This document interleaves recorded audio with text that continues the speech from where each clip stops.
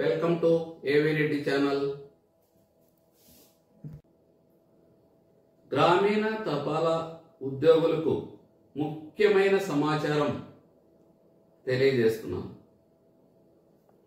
జీడీఎస్లకు compassionate నియామకంలో తపాలా శాఖ 25/2/2025 సంవత్సరం సరికొత్త మార్పులు చేస్తూ పోస్టల్ బోర్డ్ ఉత్తర్వులు ఇవ్వడం జరిగింది.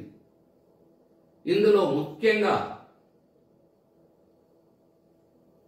జీడీఎస్ ఉద్యోగి విధి నిర్వహణలో మరణిస్తే ఆ కుటుంబంలో ఒక్కరికి కంపాషనేటివ్ గ్రౌండ్స్ కింద ఉద్యోగం ఇవ్వడం.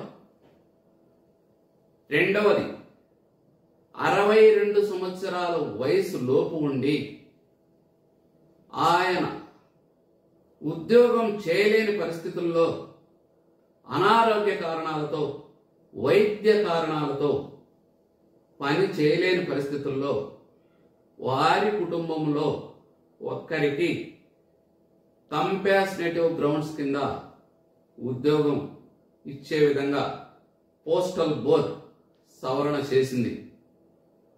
ఇంకొక ముఖ్య విషయం, విధి నిర్వహణలో పనిచేస్తూ జీడీఎస్ ఉద్యోగి 2 సంవత్సరాలు పారిపోయినా, కనిపించకుండా పోయినా ఆ కుటుంబంలో కూడా ఒక్కరికి కంపాషనేటివ్ గ్రౌండ్స్ కింద ఉద్యోగం ఇచ్చే విధంగా సవరణలు తపాలా శాఖ చేసింది.